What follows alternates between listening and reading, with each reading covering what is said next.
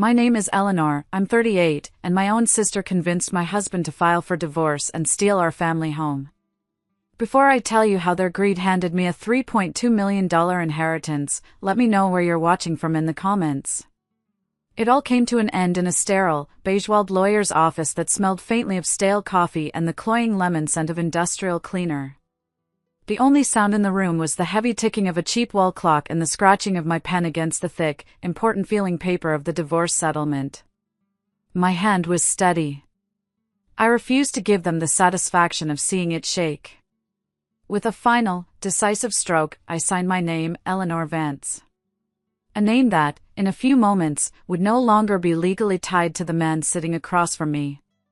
On the other side of the polished mahogany table, my sister, Chloe, had her hand placed possessively on the arm of my soon-to-be ex-husband, Mark.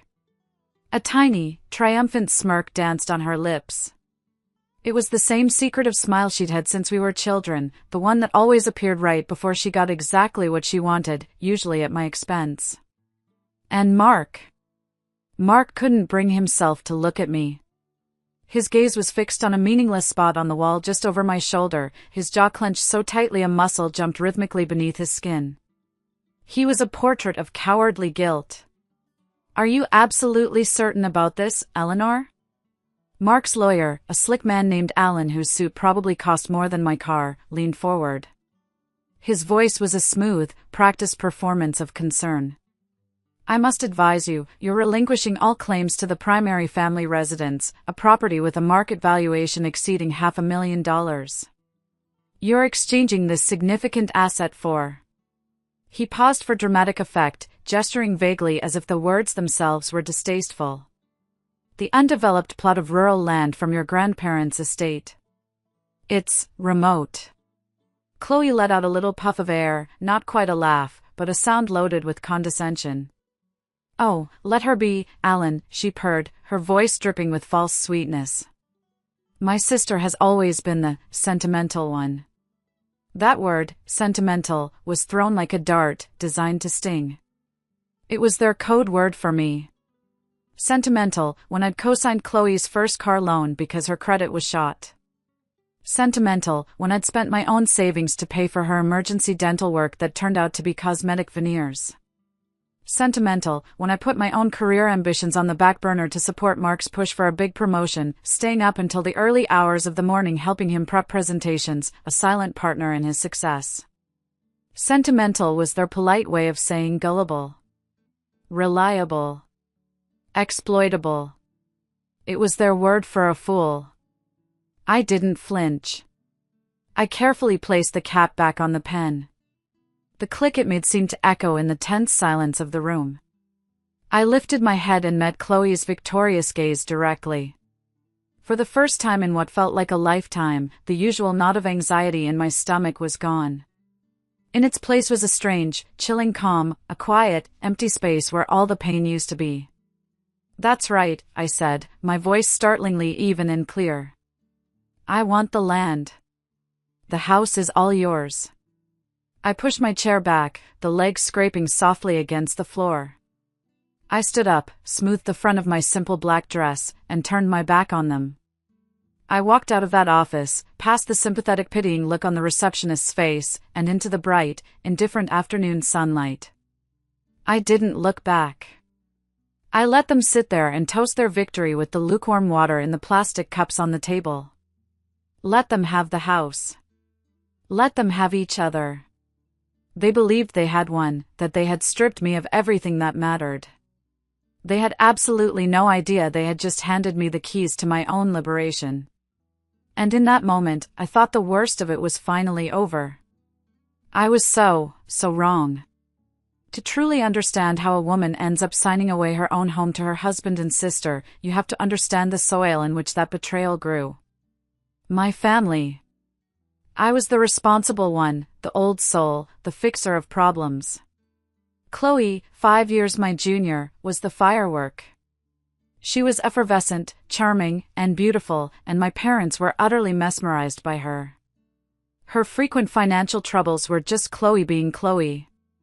Her impulsive decisions were signs of a creative spirit.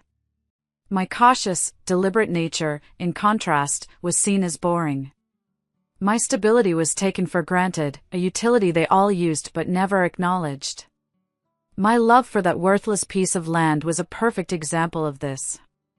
It was 100 acres of wild, rocky terrain our grandparents had left to the two of us in their will. Chloe had never once set foot on it. To her, it was just a line item on a piece of paper, an asset too inconvenient to sell. To me, it was a sanctuary. I've always been a quiet nerd about history, especially local history and the stories the land tells. I loved geology, the slow, epic saga of the earth. It was a hobby they all found profoundly uninteresting. I remember dragging my family out there one crisp autumn afternoon, years before everything fell apart. "Come on," I pleaded, "there's a beautiful limestone outcrop I want to show you. It's full of fossils." I'd packed a picnic. I was genuinely excited to share this piece of myself with them. We lasted 20 minutes. Chloe complained about the bugs and the lack of cell service. My mother worried about ticks. My father kept checking his watch. Eventually, they abandoned me for a trip to the nearby outlet mall, leaving me alone with my rocks and my disappointment. I found a perfect, palm-sized fossil of a seashell that day. I kept it, a small, hard reminder of my own solitary interests. This pattern of dismissal bled into every corner of my life. My relationship with Mark had once been my refuge, but over time, he'd been pulled into my family's orbit, adopting their perspective. He started seeing me through their eyes. Reliable. Predictable. Boring. The rock I'd found on the property, a unique piece of oil shale with dark, greasy veins, became a running joke.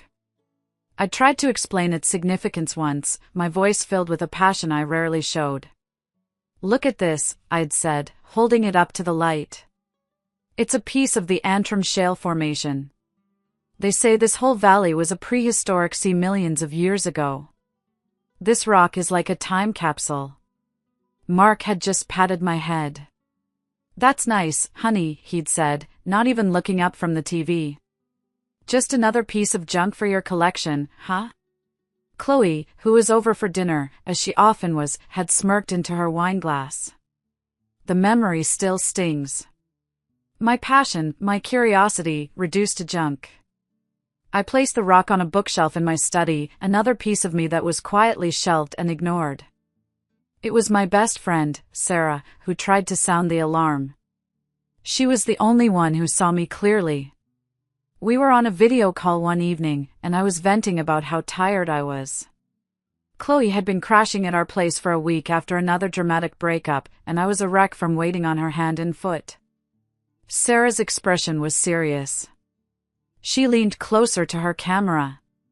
"Elle, you need to open your eyes. This isn't normal." The way she touches his arm when she talks to him. The way he laughs just a little too loud at her jokes. The way they both go quiet when you walk into a room. "I'm telling you, something is wrong." "Stop it, Sarah," I'd snapped, more harshly than I intended. "She's my sister. He's my husband. I have to trust them." The word "have to" was telling. It wasn't a choice anymore, it was a requirement for survival. I was propping up a reality that was already crumbling, refusing to see the cracks right in front of my face. Trust. It's a beautiful, fragile thing.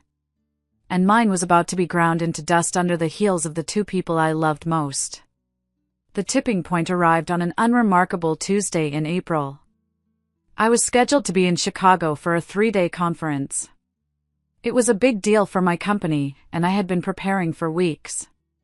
But on the second day, the keynote speaker had a family emergency. The entire afternoon schedule was cancelled. I saw an opportunity. I booked an earlier flight, my heart light with the thought of surprising Mark. I imagined a quiet, impromptu dinner, a chance to reconnect, to bridge the cold distance that had silently grown between us. I pulled into our driveway just as the sun was beginning to set. I walked up to my own front door and was surprised to find it slightly ajar. A cold sliver of unease snaked down my spine. I pushed the door open. The house was quiet, but it was a heavy, charged silence. Then I heard them. Muffled voices, drifting down from upstairs. From our bedroom.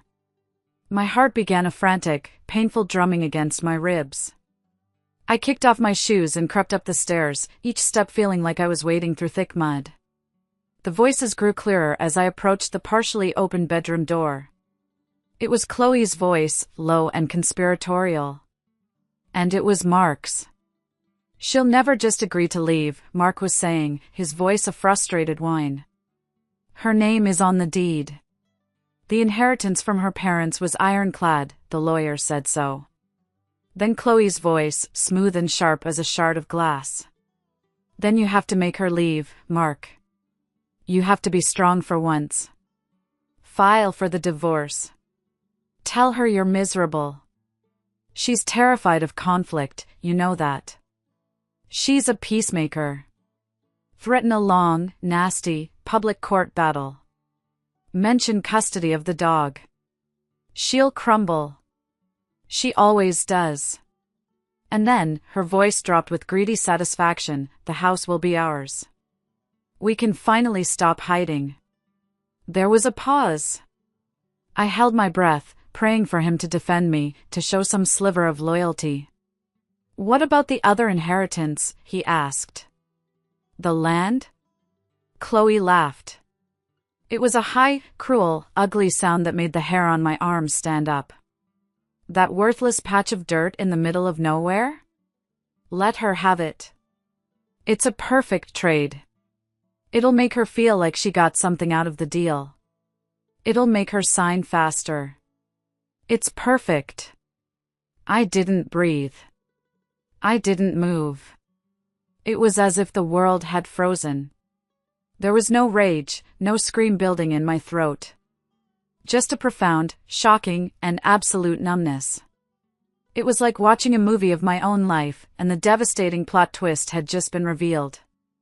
Every little slight, every secret, every lie, the late-night work calls, the missing heirloom bracelet I'd convinced myself I'd lost, Chloe's constant, passive-aggressive comments about how the house was too big for just two people, it all coalesced into a single, horrifyingly clear picture of a long-running conspiracy.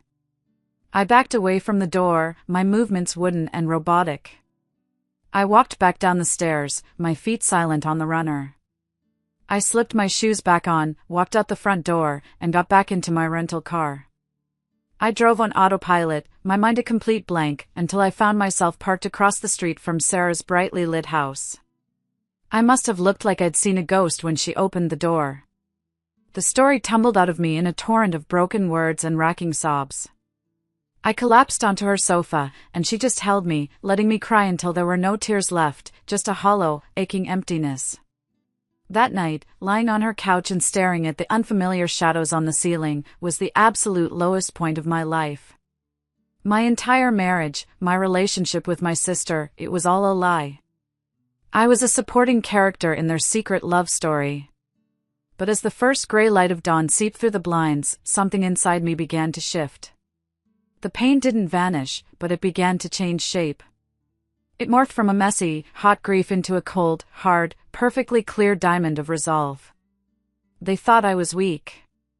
They thought I would crumble. They had just declared war on the wrong woman. The next day, I went back. The shocking guilt on their faces when I walked in was almost satisfying. And so the Cold War began. Mark officially served me with divorce papers a week later.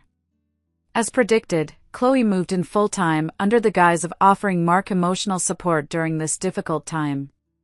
Their campaign of psychological attrition was relentless. They changed the locks, forcing me to knock on my own door. They started packing my personal belongings into cardboard boxes and piling them in the hallway, a constant, silent message that I was no longer welcome. They'd host dinner parties, their laughter echoing through the halls while I hid in the spare room, feeling like a prisoner in my own home. The final assault, the public execution of my dignity, came when they summoned my parents for an intervention. I walked into my living room to find the four of them arranged on the sofas like a tribunal. My mother, my father, Chloe, and Mark all looking at me with expressions of carefully rehearsed disappointment. Eleanor, my father began, his voice laced with a heavy, paternal sigh. This has gone on long enough. You're making a spectacle of yourself and causing this family a great deal of stress. Chloe, on cue, began to weep. They were masterful, fat crocodile tears that rolled down her perfectly made-up face as she clutched Mark's arm. I'm just so worried about Mark, she whimpered.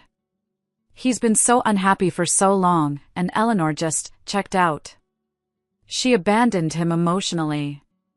My mother, ever the pragmatist, delivered the killing blow. You've always been the strong one, Eleanor. You need to be reasonable. Sign the papers. Let them have the house. It's for the best. Think of the family's peace. My family. My peace was never a factor. I looked at their faces, a united front of my accusers, my betrayers. And in that moment, I felt a wave of absolute clarity.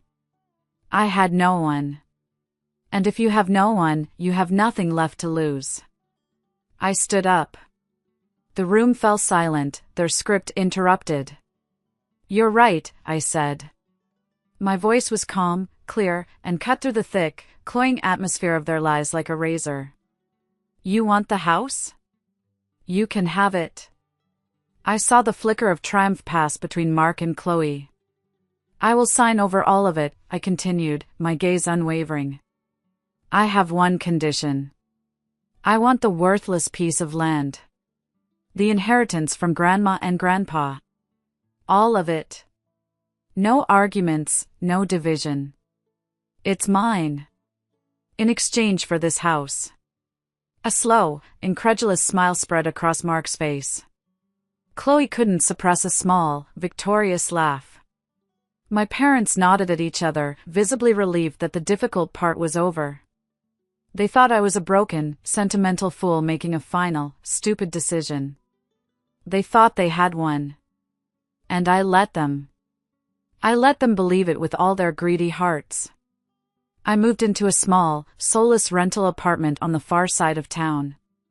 The first week was a special kind of hell. The silence was an oppressive blanket, broken only by the hum of the refrigerator and the sounds of strangers living their lives in the apartments next to mine. Every night, I'd lie awake, staring at the water stains on the ceiling, the scene in my living room playing on a loop in my head. I gave myself 1 week to be a victim. 1 week to cry, to rage, to eat ice cream out of the carton and watch terrible TV. 1 week to fall completely apart in the privacy of those 4 bare walls.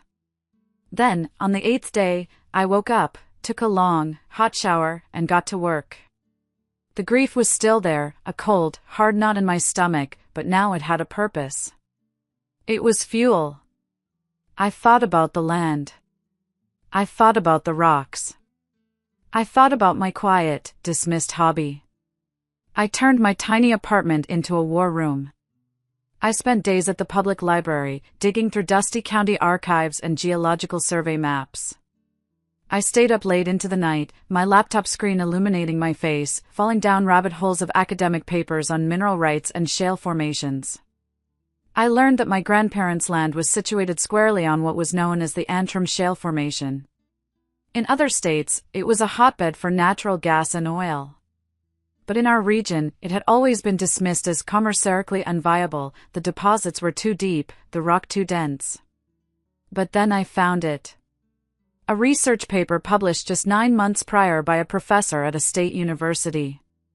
It detailed a new, more cost-effective method of horizontal drilling that was making previously unreachable deposits accessible. It was a long shot. A wild, desperate gamble. But it was the only card I had left to play. I took the last of my savings, my start-over fund. Every dollar in that account represented an hour of overtime I'd worked, a little luxury I had denied myself. It was the money I had set aside to feel safe. And I was about to bet it all on a rock. I found the contact information for the university's geology department. I drove out to my land, and, armed with a shovel, a hammer, and a dozen labeled sample bags, I became a scientist. I collected soil and rock samples from 12 different locations across the 100 acres.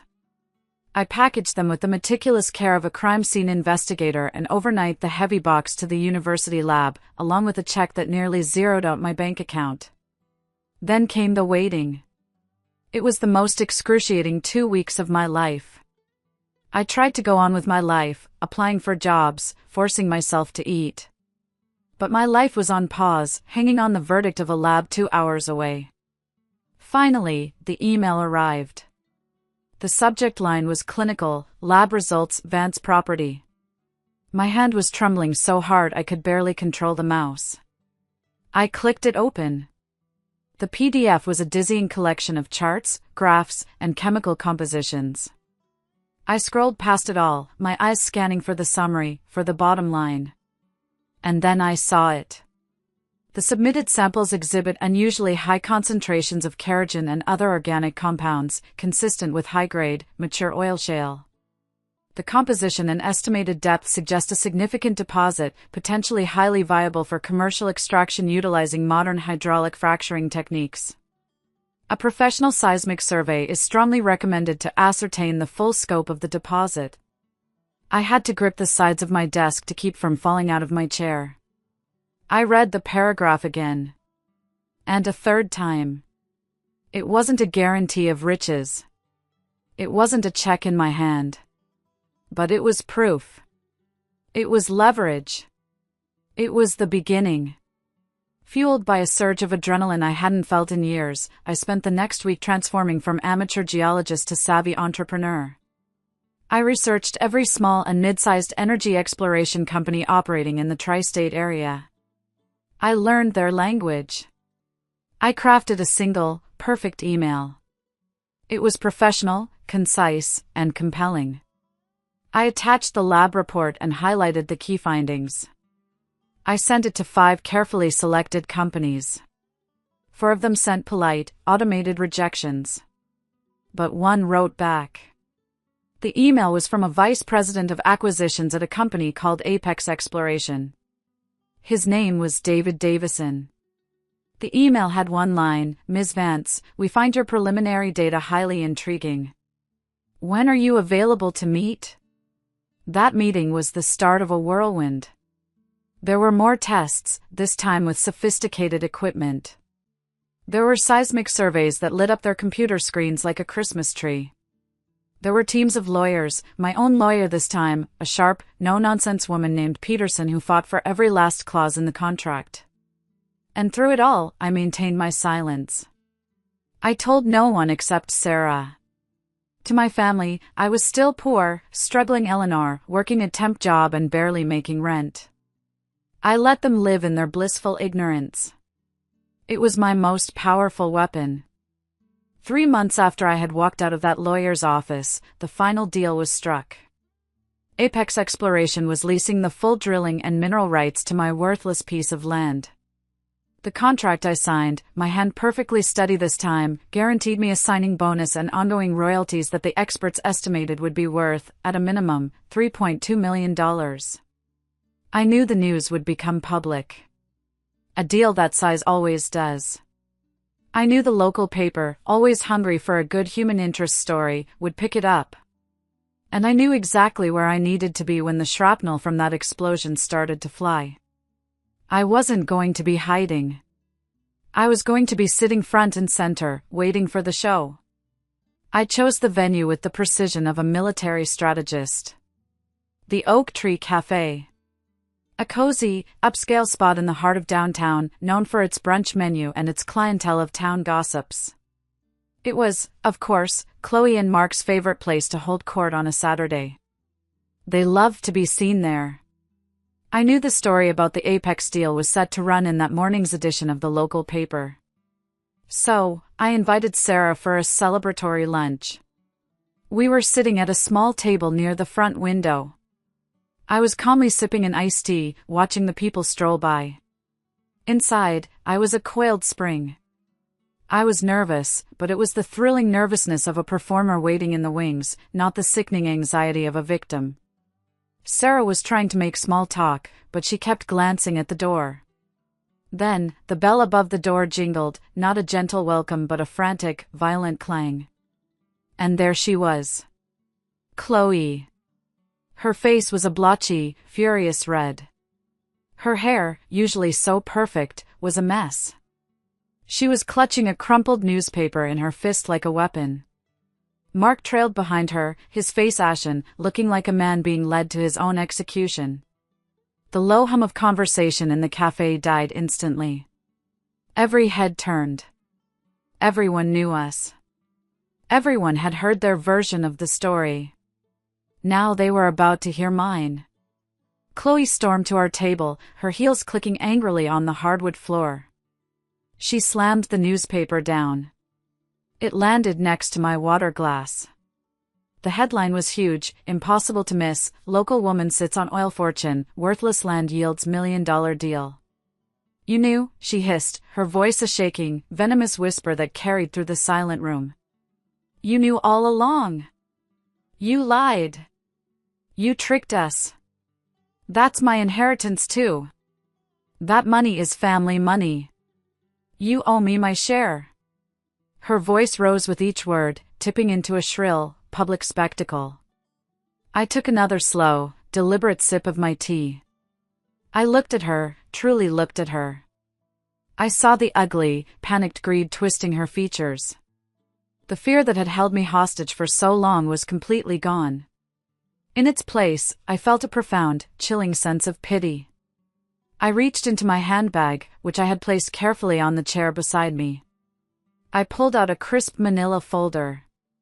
I opened it and laid 3 documents on the table, one by one, like a poker player revealing a royal flush. First, I slid a single sheet of paper across the table towards her.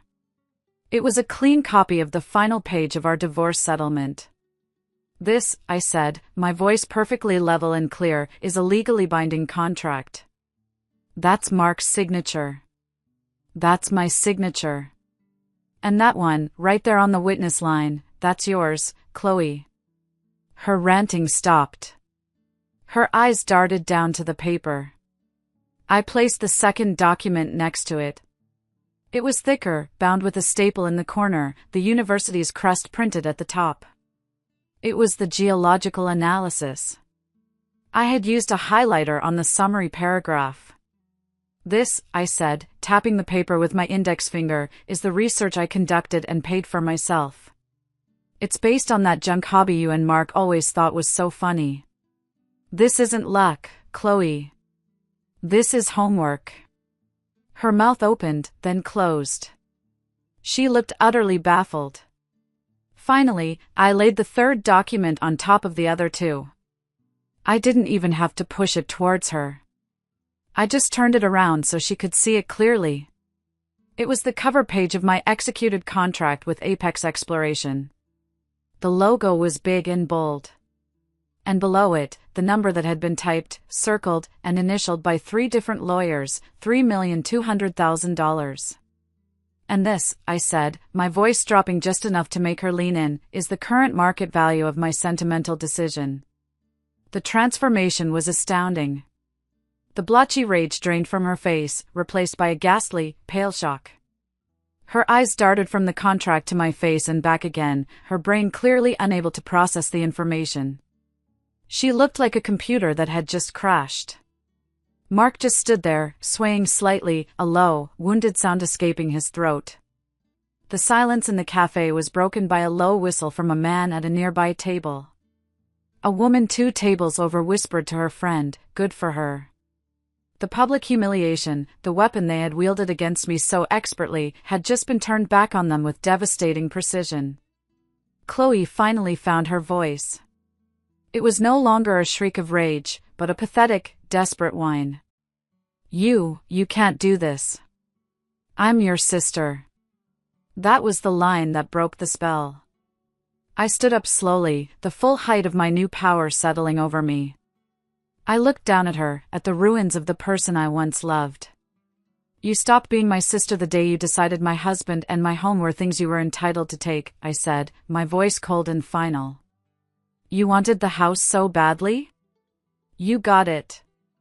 I hear the property taxes are a killer. I hope you two will be very, very happy there. I turned my gaze to Mark. He flinched, opening his mouth to spew what I was sure would be another useless, self-serving apology. I just held up my hand, a simple gesture that stopped him cold. Don't. Save it. You made your choice a long time ago.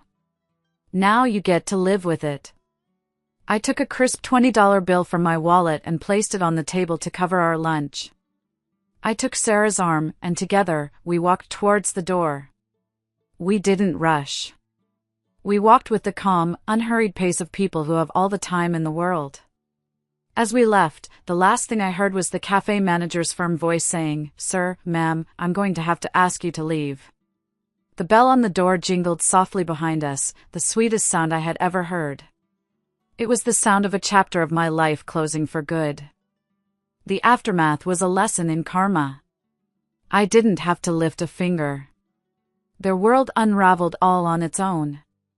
Sarah, my ever-faithful intelligence officer, kept me informed. "You are not going to believe this," she said, her voice giddy with schadenfreude during a phone call a few weeks later. "The for sale sign just went up in your old front yard." A foreclosure sign. No, I breathed, a sense of surreal vindication washing over me. "Yes," Sarah confirmed. "I got the scoop from Carol, who lives across the street. Apparently, the moment your money was gone from the equation, they couldn't afford the mortgage payments, the taxes, the upkeep. Mark's salary alone was never enough. And once the money pressure started, they turned on each other like rabid animals. He called her a greedy fool for pushing him into it. She called him a weak idiot for not seeing the land's potential. Carol said you could hear them screaming at each other from the street. The whole toxic charade imploded. Hearing it didn't fill me with glee. It was more like a deep, quiet sense of rightness. A sense that the universe, in its own time, balances its books. The house they had stolen, the symbol of their victory, had become the catalyst for their destruction. A year later, my life is unrecognizable. Or maybe, for the first time, it's a true reflection of the person I was always meant to be. I didn't buy a gaudy mansion or a fleet of expensive cars. I used the resources to build a life of purpose and peace. On a stunning, sun-drenched hill on my land, far from the quiet, efficient pumpjacks of apex exploration, I built my home. It's not a palace. It's a sanctuary, crafted from wood and stone and glass, with huge windows that overlook the wild, rolling hills. My study has floor-to-ceiling bookshelves, where my gem collection of rocks and fossils now sits proudly displayed, each piece a testament to a passion I no longer have to hide. But the house was just the beginning. I used a significant portion of the money to establish the Eleanor Grant. It's not a formal, stuffy foundation. It's a nimble, targeted fund dedicated to providing emergency legal aid and temporary housing for women who are being bullied and manipulated in a divorce, women being forced from their homes. I remember the first meeting I hosted in my new living room. 2 women, their faces etched with the same fear and uncertainty I knew so well. I told them my story. I showed them that knowledge is power. I saw a spark of fight return to their eyes, and that feeling was worth more than any royalty check. I had taken the ugliest chapter of my life and turned it into a shield for someone else. One morning, a thick, cream-colored envelope arrived. I recognized my mother's elegant, looping handwriting immediately. I opened it. It was a long, rambling letter, full of carefully worded remorse, talk of making terrible mistakes and a desperate plea to reconnect with our beloved daughter. A year ago, that letter would have broken my heart all over again. But now, I just felt a quiet, detached sadness. They weren't sorry when I was alone and struggling. They were sorry when my name appeared in the paper next to a number with 6 zeros. Their regret was for their loss, not for my pain. I took the letter and a lighter out to my back porch. The sun was warm on my face. I set the corner of the paper on fire and watched as the words of their too-late apology curled into black ash and were carried away by the gentle breeze. It wasn't an act of anger or revenge. It was an act of closure. An act of peace. I was finally, truly, free from the hope that they would ever change. Tonight, as I'm telling you this, I'm sitting in my study. It's quiet. The only sound is the gentle chirping of crickets outside my open window. On the shelf right next to my desk is that first piece of oil shell I ever found, the dark, layered rock that Mark once dismissed as junk. For a while, I thought about getting rid of it, of purging every last reminder of that painful time. But I keep it. It's not a memento of my pain. It's a trophy. It's a tangible reminder that sometimes, the things people, and you yourself, dismiss as worthless are the very things that hold the most power. They looked at my land and saw only dirt. They looked at me and saw only a doormat. Their failure was a failure of imagination. They never bothered to look deeper. They never saw the fire and the oil hidden just beneath the surface. And that was their mistake. Not mine. Thank you for listening to my story. It wasn't easy to share, but I felt like it needed to be told. My question for you is, what would you have done in my shoes? Would you have fought for revenge, or would you have walked away and focused on building a new life? Let me know what you think in the comments. And if this story resonated with you, please give it a like, and consider subscribing for more stories. You never know whose life you might change just by sharing.